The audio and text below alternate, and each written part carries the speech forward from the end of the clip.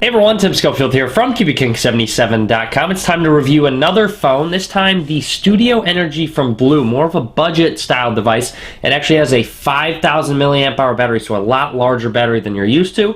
And it has a $149 price tag. Now with that price tag comes some good things, and it also has some bad things as well. Alright, so here's a closer look at it. Let's go ahead and look at the design first of all. So like I said, it has a 5,000 milliamp hour battery, which adds a little bulk to it, makes it a little thicker. It's not as thick as you'd think it would be, but it is noticeably thicker. It adds weight as well, which I guess for some people would help it feel a little more sturdy. Now checking it out, you'll see I have the white variant. One thing I want to point out is if you get the white variant, it's starting to get a little dirty on the sides. So just kind of keep that in mind. You might want to get the black variant if you're out and about pretty often. But anyways, you got a speaker on the back, which I might add is very good. That's one of the pluses of this device. The speaker is really nice. It gets pretty loud.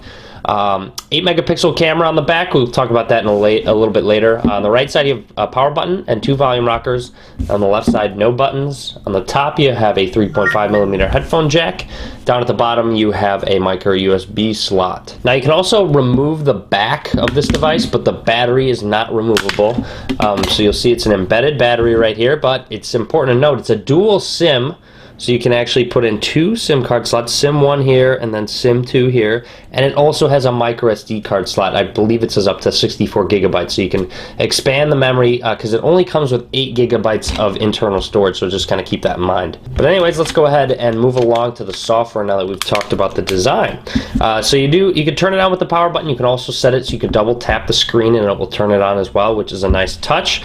With the software, here's the lock screen. You can go straight to Google Now. You can go ahead and go to the camera application or just unlock the device by swiping over. Now there's 2 things I recommend you do if you do decide to get this phone. One would be to change the launcher. The stock launcher is essentially the old Jelly Bean launcher, not the Google Now launcher. I recommend installing maybe a third-party one from the Play Store, which I did. I have the Google Now launcher myself now, so just kind of keep that in mind. Also a third-party SMS application, I recommend that as well. But overall, Blu's manufacturer overlay is very minimal in a sense of the amount of intrusions it does. Now there's no way to get through Google Now. The menu button just acts as a menu button. Pressing and holding it doesn't do anything, and the back button of course just acts as a back button. Now it has a 1.3 GHz quad-core processor along with 1 GB of RAM, which is kind of on the low side, and it's kind of noticeable when opening up multiple applications and multitasking. Now, I also want to make note that it is kind of sluggish, just the overall OS, at least compared to the Vivo Air. I'm not exactly sure why it's so much different. Now, just to give you an example, if I swipe down from the notification bar, it'll take a little bit of time. This is actually good. It's not usually this quick, but sometimes it's even slower than this, and it can just kind of be annoying. If you swipe down, you can swipe over, and you have a bunch of different settings. You can clear the RAM right here, alarms, you can change Wi-Fi, Bluetooth, so many different things, more. If I go into settings now, you'll just kind of get an idea of when I scroll through.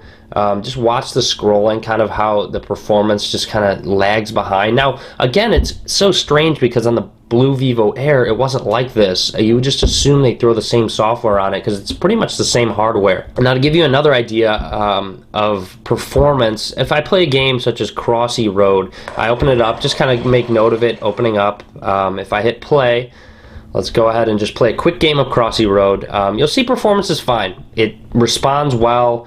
It looks just fine. There you go. So you'll see Crossy Road's working just fine. Now, if I go to a more graphic intensive game such as Goat Simulator, let's go ahead and load that up. It'll take a little bit of time to load, which is okay. And then once it loads up, I'll show you the gameplay. Alright, so loaded on up, you'll see Goat Simulator right here. Just kind of watch the animations and stuff, just to give you an idea of how the screen is. It's a 720p display as well, which is pretty nice. I have no real complaints. Again, like I said, 720p displays, so not high-end 1080p or 1440p, but again, what can you expect for $149? But again, let me load up a quick game here.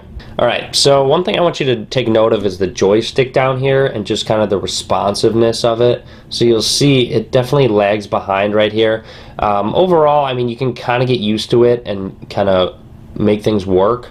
And I mean, it runs, that's for sure. It's just kind of not as responsive as you would like. What's interesting is that on the Vivo Air, it ran just fine. Like I said, very similar specs, so I'm not exactly sure why it's so much different. But yeah, I mean, you can play it. It's not like you can't play these high-end graphic games, but it's just kind of a little slow. But you saw Crossy Road work fine. That's not as intensive though. So yeah, just to give you an idea, that's just a quick gameplay. But like I said, you can kind of run into some performance issues at times if you're multitasking. So if you want to go ahead and go back into settings, multitasking is okay, but with the 1 gig of RAM, you can find that apps kind of close out in the background and don't keep running, just obviously because of the limited RAM. For example, you'll see Crossy Road had to reload just because of all the RAM that was being used by the other apps open.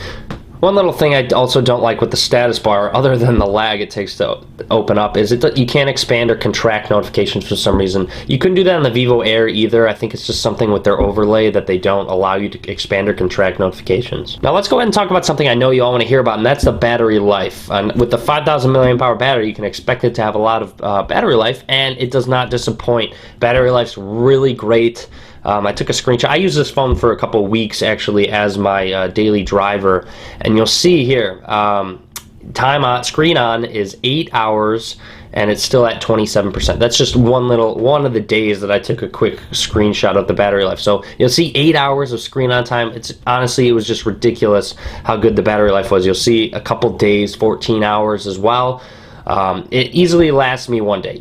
If you can't get this battery to last you all day, you're on your phone way too much. So like I said, it's going to last me about a couple days without having to put on the charger. Battery life is really great. Now let's go ahead and talk about the 8 megapixel camera. It's okay.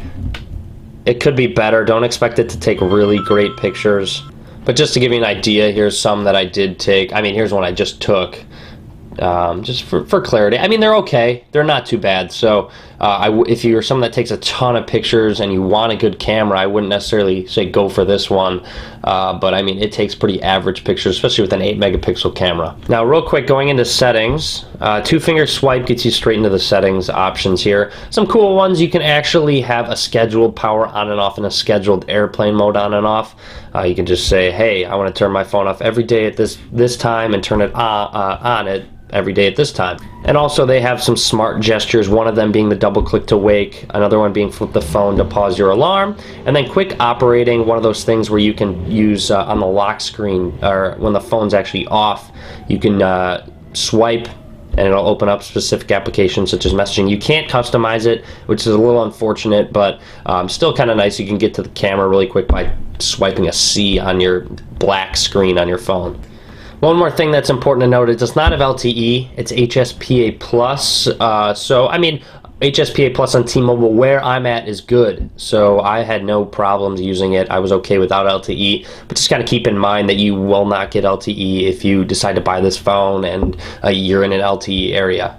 Anyways, I just want to give some final thoughts on the Studio Energy. The battery life is just really great. Honestly, if you're looking for a phone where you don't want to have to charge it, this is the way to go. If you can deal with that user interface lag, like I said, it takes a little bit of time for it to swipe down, especially if you have a lot of notifications up there, just kind of overall multitasking. And even like I showed you guys in a game, it just kind of felt a little choppy, a little slow, just kind of lagged behind a little bit with that 1 gigabyte of RAM. But again, like I said, it's $149, so it's hard to beat that price point, especially with a battery that's going to last you a couple days, even more. Anyways, that's it. That's a Studio Energy from Blu. Let me know what you think. Be sure to leave a comment. Subscribe to me. I'll be doing a lot more videos on budget phones, on flagship devices. I know S6 coming out, M9 coming out. I'll be doing reviews on those. So be sure to click that subscribe button. Follow me on Facebook, Twitter, Google+.